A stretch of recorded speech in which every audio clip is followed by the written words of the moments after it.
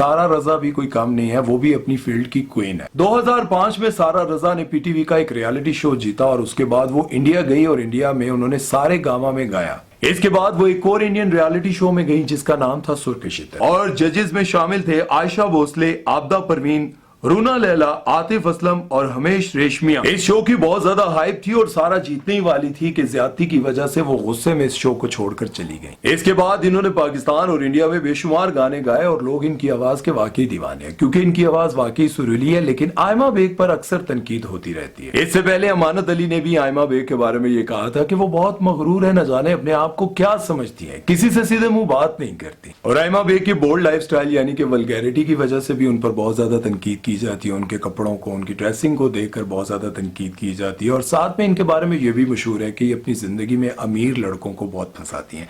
मतलब इंडस्ट्री के बहुत सारे लोग कहते हैं, ये मैं नहीं कहता हूं। पहले आप सबको पता होगा कि इन्होंने एक बहुत बड़े प्रोड्यूसर, मालदार आदमी शहबाज शिगरी के साथ अफेयर चलाया, उनके साथ मंगनी भी हुई और फिर कुछ ही अरसे के बाद जब शादी होने वाली थी तो मंगनी टूट गई, शादी नहीं हुई। और उसके बाद इन्होंने इंग्लैंड के एक बहुत बड़े मॉडल, फेमस मॉडल के साथ अफेयर चलाई रखा और आजकल ये पाकिस्तान के मशहूर ब्रांड रास्ता के ऑनर जैन अहमद के साथ इनका आजकल अफेयर चल रहा है और इंडस्ट्री में काफी बातें हो रही हैं और इनको ये लगता है कि शायद अब इनके साथ इनकी शादी हो जाएगी। लेकिन बहुत सारे लोगों का ये कहना है कि शायद कुछ ही अरसे तक ये अफेयर चलेगा। जब उन्होंने इन पर खर्च करना बंद कर दिया तो शायद ये रिश्ता भी खत्म हो जाएगा। और इसी तरह से इंडस्ट्री में बहुत सारे लोगों की कहानियां सामने आती रहती